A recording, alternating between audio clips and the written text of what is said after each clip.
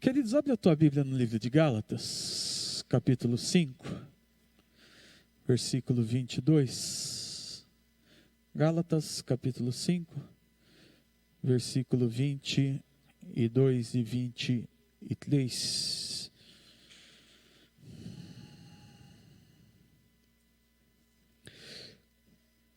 Nós falamos a respeito das obras da carne e nós temos falado a respeito do fruto do Espírito. Durante esse mês você ainda vai ver os nossos professores da escola dominical falando a respeito de um desses temas. Se eu não me engano, semana passada o Fernando falou sobre bondade. Então nós temos ainda fidelidade, mansidão e benignidade. E eu quero falar um pouquinho nessa manhã sobre o último assunto, que é domínio próprio. Domínio próprio. Eu não sei se você já viu todas as regras básicas de uma pessoa que vai para uma competição, uma Olimpíada. Alguém que está se preparando para participar de uma Olimpíada. Essa pessoa que está se preparando para participar desse grande evento, ele tem uma dieta básica, aonde ele come durante o dia certas calorias. Essa pessoa ela tem um treinamento específico, tá? Ela se priva de um monte de coisas para participarem. Muitas das vezes essas pessoas elas vivem em concentrações. Esses tempos atrás eu encontrei com um pai de um amigo, e esse meu amigo ele é professor de boxe. E o filho dele foi escolhido para compor a seleção brasileira de boxe. E daí o avô estava me contando a respeito das regras desse menino. E ele começou a dizer assim: Wagner, o fulano de tal, filho do cicrano, tá? Ele não come isso, ele não come aquilo, ele dorme tal horário, ele tem um monte de regras básicas, e agora que ele foi para a seleção, tá? As regras dobraram. Ele treina tantas horas por dia, ele faz natação lá, ele faz academia lá, ele tem acompanhamento da nutricionista, ele tem acompanhamento da psicóloga, ele tem vários acompanhamentos, vários, né? Regras. E a palavra regra é algo que nós não gostamos. Nós não gostamos da palavra regra. Quando a gente chega para o nosso filho e diz assim: olha, a regra é a seguinte, tem 4 bifes e você pode comer um só. Você pode ter certeza que dentro do coração dele o desejo é de comer 2. Porque essa questão de regras para a gente é complicado. É complicado. Eu quero usar essa palavra regras, mas eu quero trazer ela para o nosso contexto de domínio próprio. Olha o que Paulo vai dizer a respeito do fruto do Espírito. Mas o fruto do Espírito é amor, alegria, paz, longanimidade, benignidade, bondade, fidelidade, mansidão, domínio próprio. Contra estas coisas não há lei. Eu quero falar contigo sobre domínio próprio, tá? A palavra encrateia, que significa temperança, moderação, autocontrole sobre os nossos desejos e as nossas paixões. Literalmente quer dizer reprimir com mão forte, tá? Reprimir com mão forte. Tá? Mas reprimir o quê? Os meus desejos, as minhas paixões, tudo aquilo que me afasta das regras que foram estabelecidas por Deus. Vamos voltar um pouquinho para a gente compreender mais essa amplitude. A partir do momento que nós somos chamados por Deus, e esse momento nós chamamos de conversão ou regeneração, passa a habitar dentro de mim e dentro de você o Espírito Santo. Nós somos selados com esse Espírito Santo. Nós somos tomados por esse Espírito Santo. E quando nós somos tomados por esse Espírito Santo, nós começamos a viver dentro da gente a essência dele. E a essência dele é o quê? O amor, a bondade, a paz, a longanimidade. Tudo isso começa a habitar dentro da gente. Então alguém fica nos provocando. O nosso desejo, muitas das vezes, é ir lá e retribuir. Mas dentro da gente habita quem? O Espírito Santo. E se o Espírito Santo habita dentro da gente, a gente precisa ter o domínio próprio, precisa ter a paz e precisa ter amor. Mas amor por quem? A Bíblia diz: pelo nosso próximo, a Deus e também pelos nossos inimigos. Pelos nossos inimigos. Porque dentro da gente agora, o Espírito Santo habita. Você vê a necessidade de uma pessoa, você vira as costas, como religioso, na parábola do bom samaritano e vai embora, Você vai lá e chuta ele, ou você estende a tua mão para o necessitado? Você estende a tua mão para o necessitado, porque o Espírito Santo que habita em você hoje, uma das características, uma das essências, uma das qualidades, algo que ele gerou dentro de mim e dentro de você, são atitudes de bondade. De bondade, atitudes de misericórdia. Mas Paulo está falando aqui, que eu quero falar, é da encrateia, é da mão de Deus sobre a minha vida e sobre a tua vida, reprimindo tudo aquilo que precisa ser reprimido, os desejos e as paixões carnais na nossa caminhada. Deixa eu tentar explicar de uma maneira bem didática, quem sabe fica mais fácil da gente compreender. O que é o domínio próprio? O que é o domínio próprio? Se você for procurar num dicionário de língua portuguesa, um dicionário livre, alguma coisa assim, vai dizer que domínio próprio é saber controlar as suas emoções e as suas atitudes.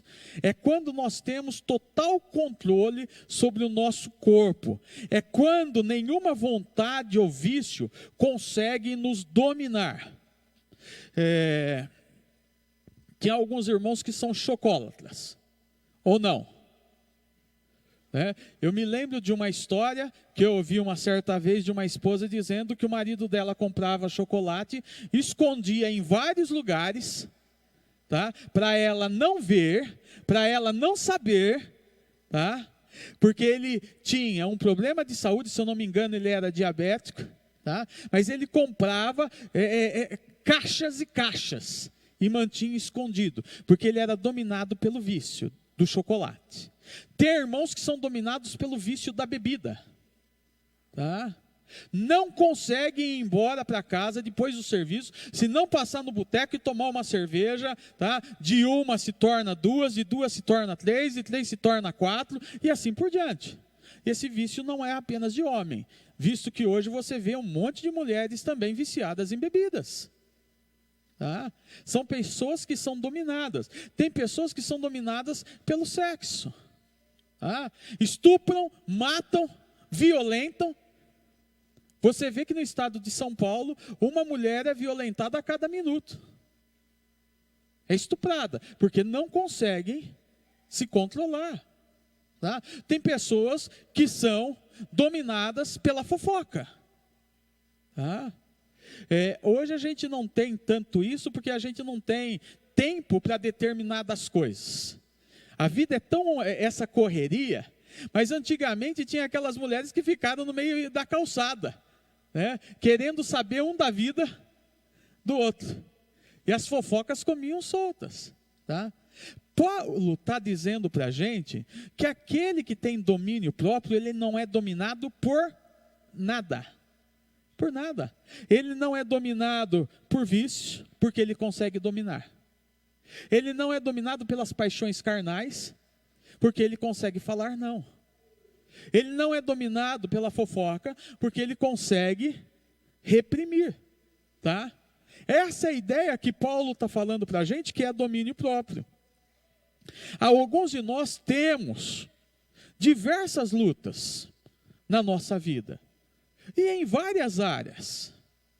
E o interessante de tudo isso é que essas lutas, elas podem se tornar sérios problemas, podem se tornar venenos na nossa caminhada, se a gente não aprender a lidar com isso, se a gente não aprender a dominar, tá, os nossos sentimentos, as nossas paixões, o nosso corpo.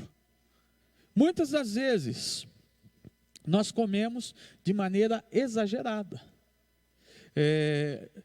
Tem um programa que de vez em quando, normalmente é o horário que eu sento em casa para assistir, 10h30, 11 horas que eu estou chegando, e de vez em quando está passando, que chama Quilos Mortais. Eu não sei quem já viu, né? Pessoas que chegam a 300 e poucos quilos, né? E daí, muitas das vezes, a pessoa pergunta assim, por que você chegou nesse peso? E a pessoa diz assim, eu não consegui controlar uma crise que eu tinha com a minha mãe, tá? Eu não consegui controlar um conflito familiar, e eu comecei a comer, eu comecei a beber, eu comecei a agredir o meu próprio corpo. Tá? Muitas das vezes nós chegamos nisso. Tá? Tiago vai dizer para a gente no capítulo 3, verso 2, porque todos tropeçamos em muitas coisas. Se alguém não tropeça no falar, é perfeito varão, capaz de refrear também todo o corpo. Tá? Tiago está dando uma noção para a gente da língua. Mas você já viu que muitas das vezes a gente não tem domínio próprio na nossa vida financeira? Você tem lá 50 pares de sapato, mas você compra mais um, sem necessidade. Tá? Você tem lá várias peças de roupa. Tem algo que é complicado no coração nosso, uma palavra chamada promoção. Promoção. A Márcia, o João vão fazer uma promoção lá na On-Off. Tá? Joga uns 4, 5 dias antes, já estou dando noção de marketing. Uns 4, 5 dias antes que a On-Off vai fazer uma promoção. Tá? As pessoas é capaz de ligar e perguntar assim, quando vai ser a promoção? Quando vai ter promoção? Tá? E muitas das vezes as pessoas compram sem ter necessidade, simplesmente pelo fato de comprar. Por que o brasileiro é um dos povos mais endividados com cartão de crédito? E aonde as taxas de juros são as maiores? Porque nós compramos aquilo que nós não precisamos, sem ter muitas das vezes condição para pagar aquilo que a gente adquiriu. Tá? Como é complicado esse negócio de domínio próprio. Como é complicado essa questão de domínio próprio, porque Paulo está dizendo literalmente para a gente que domínio próprio é reprimir com mãos firmes aquilo que muitas das vezes tem ocupado o lugar central da nossa vida. E o falar não hoje, como é complicado, queridos. Falar não para o adultério, falar não para o pecado, falar não para um monte de coisas. Falar não para a mentira. O apóstolo Paulo, ele vai um pouquinho mais longe, em 1 Coríntios capítulo 6, versículo 12, ele diz para a gente assim, que todas as coisas me são lícitas, mas nem todas me convêm. As coisas me são lícitas, mas eu não me deixarei dominar por nenhuma delas. A coisa simples na minha vida que tem me dominado, e que muitas das vezes eu não tenho percebido. Eu não tenho percebido o que tem dominado a minha vida, a minha caminhada, a minha trajetória. Nós deveríamos ser dominados pelo Deus que nós servimos, pelo Deus que nós adoramos. Não pelas coisas que o mundo tem nos colocado. Deixa eu te falar a respeito de uma outra pergunta. O que faz o domínio próprio? O domínio próprio, ele constrói um muro de proteção à nossa volta. Tá? Quando eu tenho domínio próprio, eu aprendo a dizer não. Um muro é construído ao redor de mim. Se eu tenho domínio próprio, tá? A pessoa pode chegar com aquela picanha no ponto, e agora perto do horário de almoço, né? Mas você sabe que não pode comer carne, e se você tem domínio próprio, você vai falar? Não. O domínio próprio, ele vai construindo aquele muro, ele vai nos cercando, ele vai nos protegendo das investidas de Satanás. Ele vai nos protegendo daquilo que nós sabemos que pode nos levar para o buraco. Deixa eu falar algo da minha vida para você, quem sabe, entende um pouquinho melhor. Eu gosto demais de sorvete. Demais. Eu trabalhei durante alguns anos numa empresa que fazia máquinas de sorvete. Tá? Então a minha função era arrumar as máquinas, e depois que arrumava essas máquinas, a gente tinha que testar essas máquinas, e a gente fazia o sorvete. Tá? Então, se eu arrumasse 10 máquinas no dia, eu tomava sorvete 10 vezes. 10 vezes. Tá? Mas, você sabe aquela coisa assim, que não era só para testar a máquina, aquele pouquinho? Já que eu fiz um balde de 10 litros, nem lembro qual é, 20 litros é o balde? Né? Um balde, 10 ou 12. Né? Já que eu fiz um balde grande, deixa eu aproveitar a oportunidade. Rapaz, esse negócio ficou bom, vou tomar mais um pouquinho. E esse hábito, eu fui vivendo. Daí eu me tornei um especialista. O Diego é o top aí na área de sorvete. Né? De vez em quando a gente até conversa e eu digo para ele assim, os caras estão tirando leite desse sorvete que você fez a receita. Esses dias até falei para ele, a qualidade desse daqui caiu, hein? Não é mais a tua receita. Porque o paladar, ele começou a ficar diferenciado. Só que daí, com o passar dos anos, eu precisava diminuir essa carga. E fui diminuindo.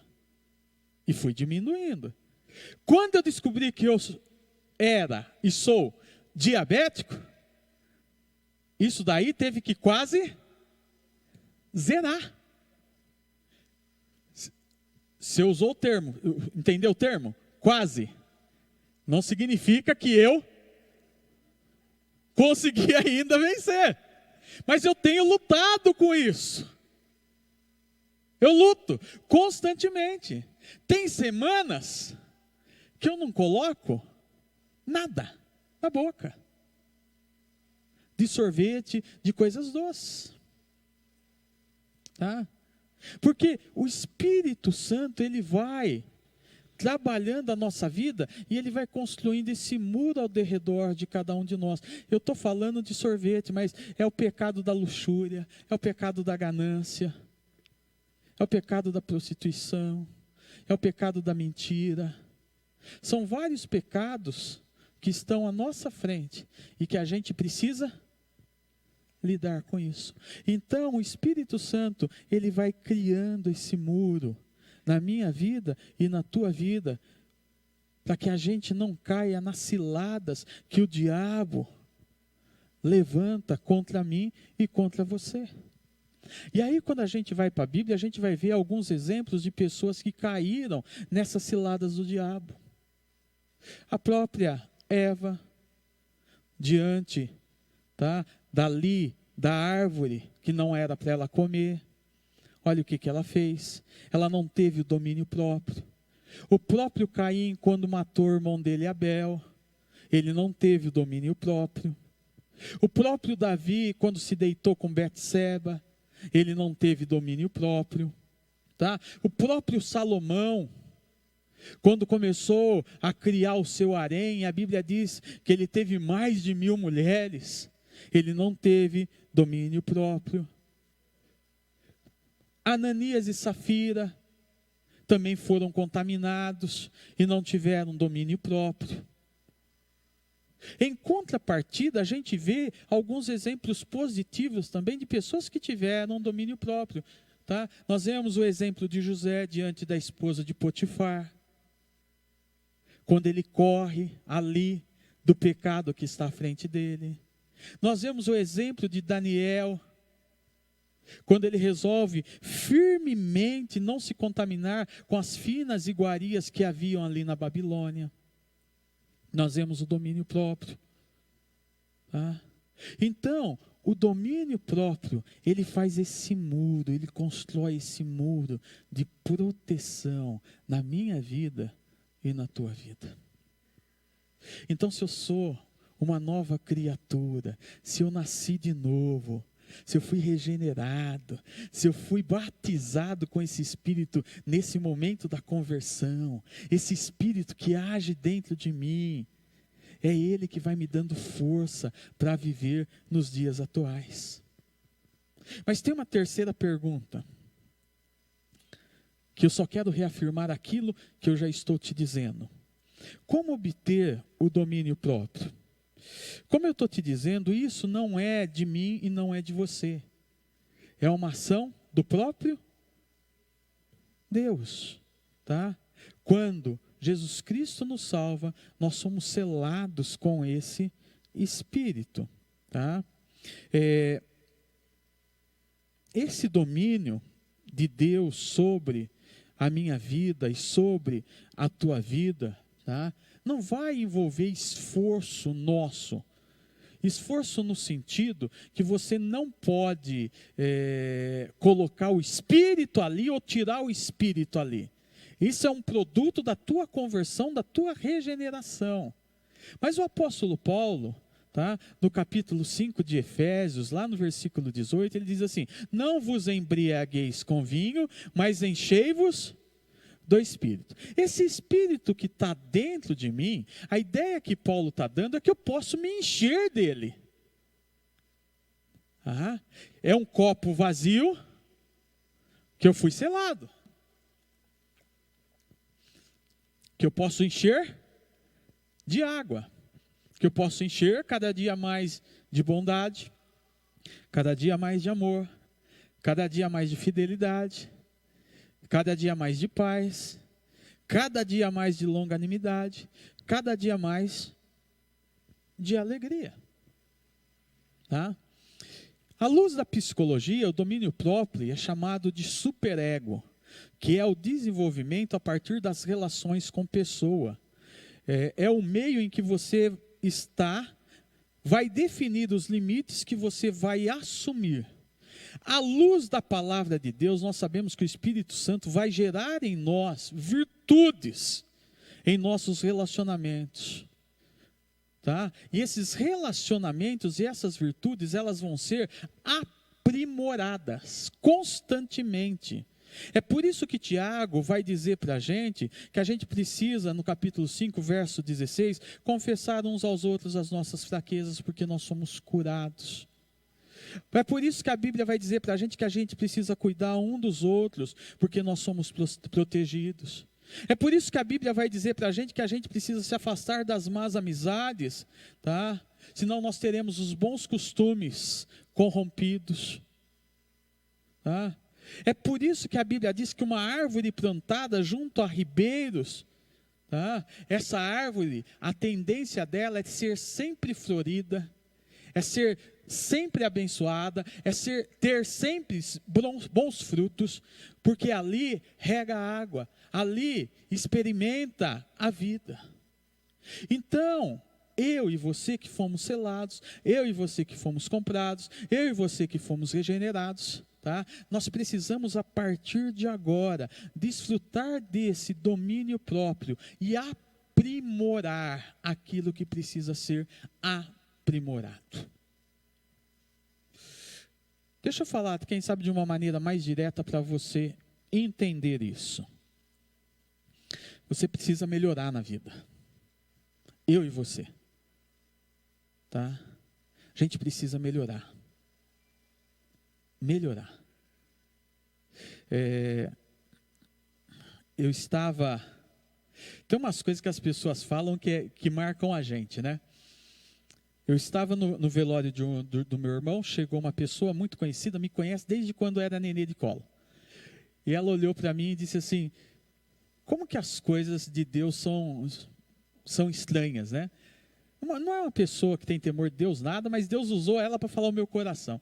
Eu falei, por quê? Ela falou assim, quando você era pequeno, até uns 13, 14 anos, você era terrível.